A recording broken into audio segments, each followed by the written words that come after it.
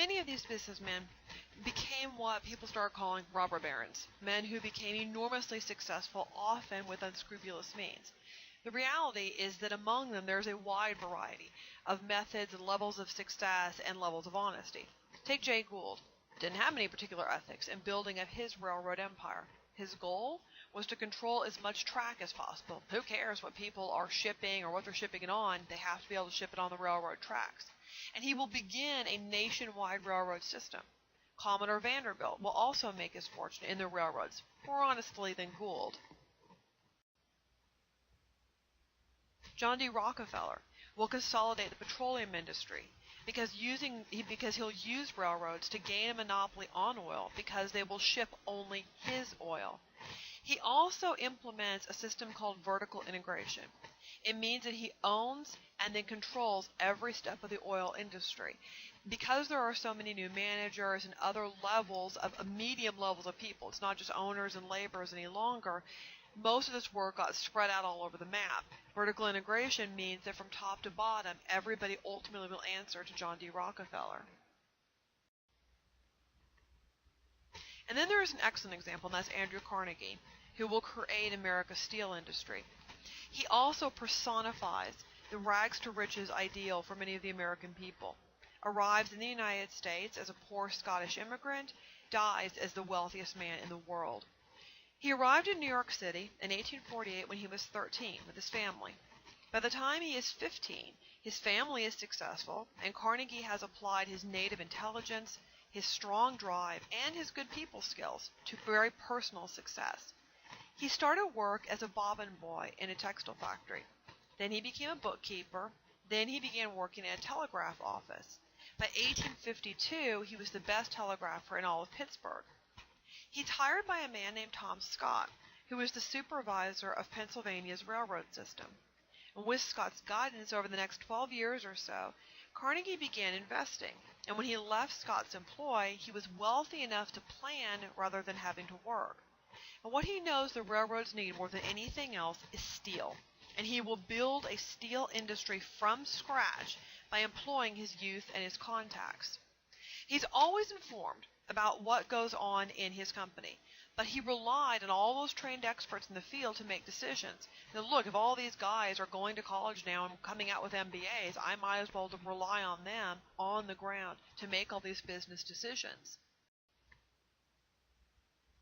It pays off because about 1900, Carnegie sells Carnegie Steel to J.P. Morgan for $1 billion to form U.S. Steel. It's the first company in American history worth $1 billion. In today's money, it's worth about $69 billion.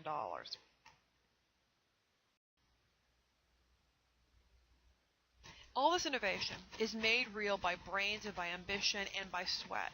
American work is a combination of management, labor, and consumption, because without the consumer, none of this is going to fly. And labor finds that it has new problems in this too. Rockefeller and Carnegie are the exception.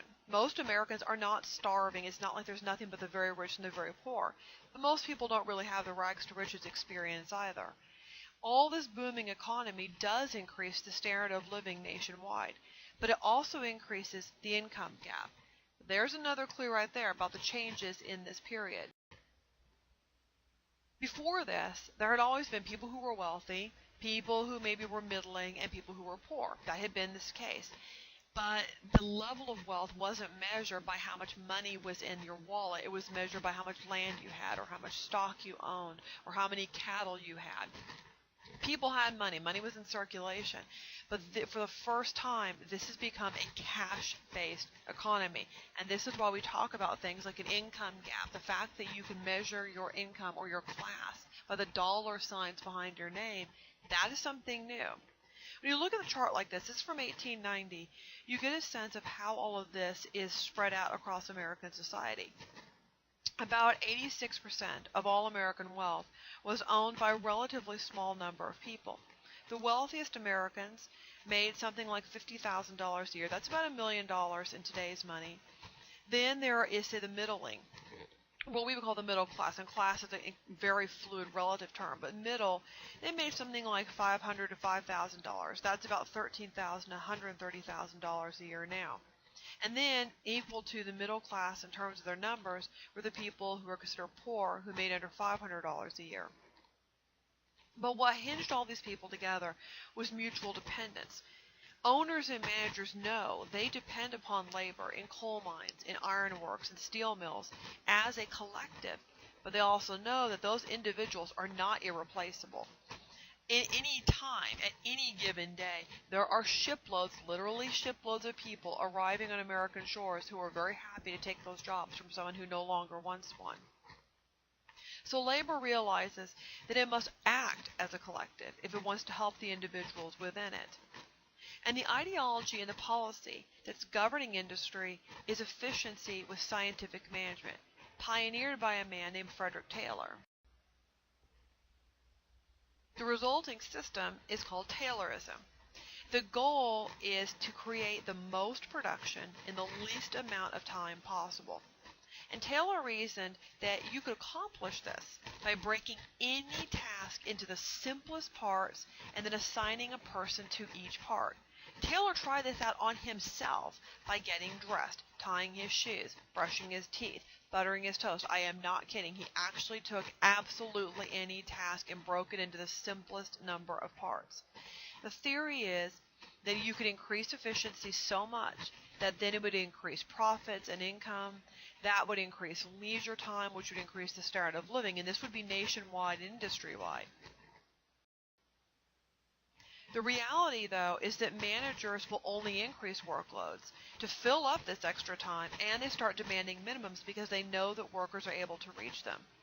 At the same time, pay does not necessarily increase.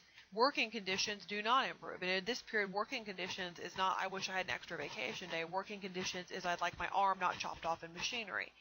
So labor began to demand both higher wages and lower hours. And what you'll begin to see are new labor strikes as American laborers try to regain control, not just over the facets of work, the numbers like pay and hours, but over the meaning of work. And in 1877, again with the railroads, strikes will begin across the nation. What begins with the railroads expands all across the American industry and becomes more organized.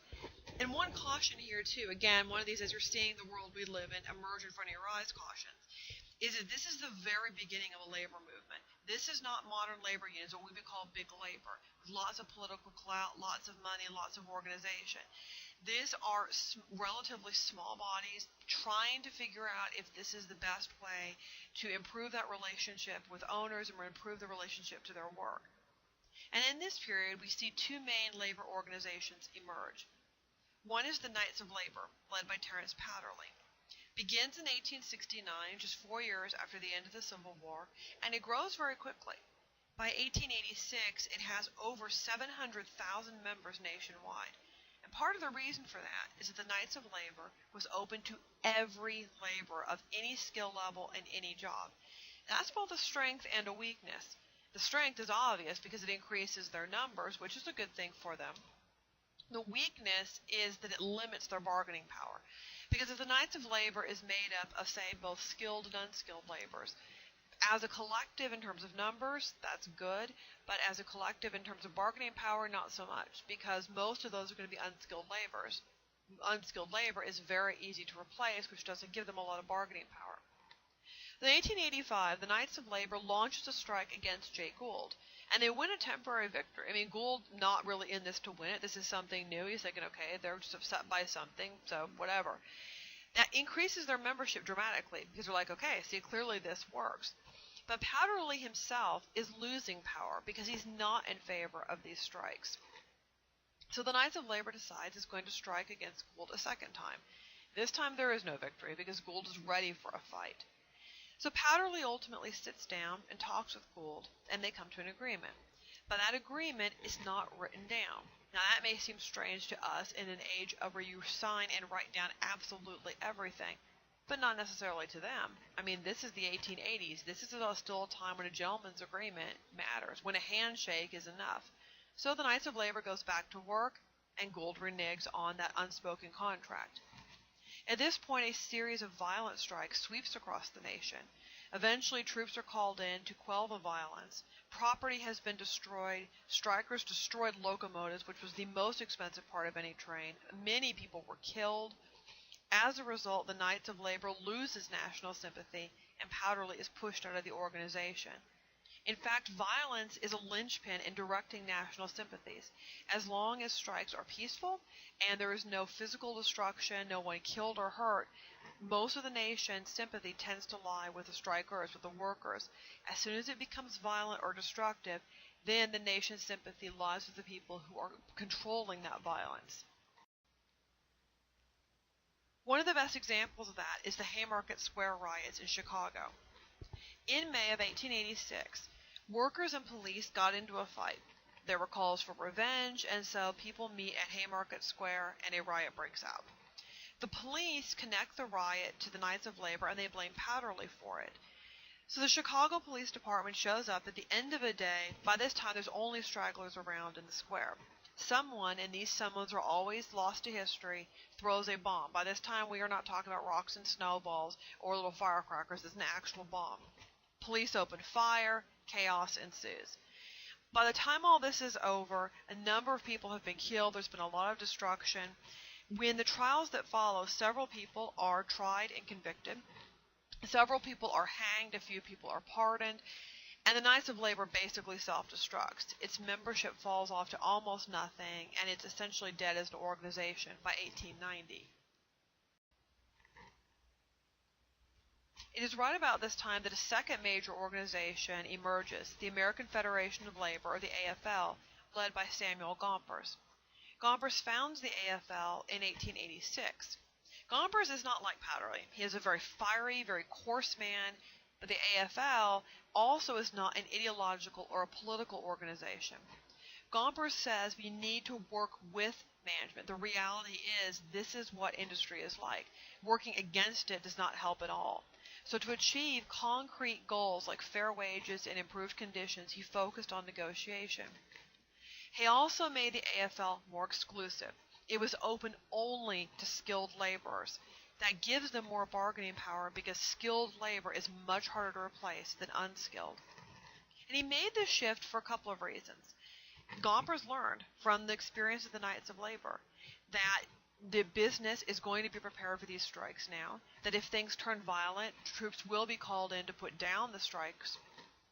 And the business has the resources to fight off these strikes. There is an endless pool of replacement workers coming into the United States every day. Very often, business has a better relationship with authorities than the strikers do, and there is always that protection of federal troops. Even so, there were some ideological organizations that do emerge in this period. One of those is the American Railway Union, founded in 1893 by Eugene Debs. And Debs had become a socialist. He even once ran for president as head of the Socialist Party of America. But he also engineers the most notable strike in American history, the Pullman strike in 1894. This is what you guys are reading about for this time in your doc set. The strike begins when members of a grievance committee for the Pullman Palace Car Company in Pullman, Illinois, which is the company town for that Pullman Palace Car Company, were fired.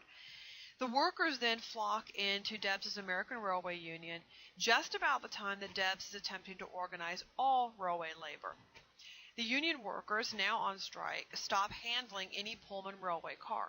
This will grind railway traffic to a crawl all across the Midwest and the West. This is not just right outside of Chicago. This will be an entire area of the country. So railroad executives ultimately will use strike breakers to attach mail cars to the Pullman cars. They use mail cars because to interfere with the mail cars means you're interfering with the mail, which is a federal offense. So clashes between workers and deputies who are appointed by the U.S. Attorney General lead to repeats of the violence seen in the 1877 railroad strikes. At this point, President Grover Cleveland sends troops into Chicago. The Union will end its strike. Debs goes to jail for 6 months. There he spends all his time reading up on socialism. But the long-term effect of this strike was something profound. The methods for ideologues like Debs were flawed, but the ideology behind these strikes was persistent.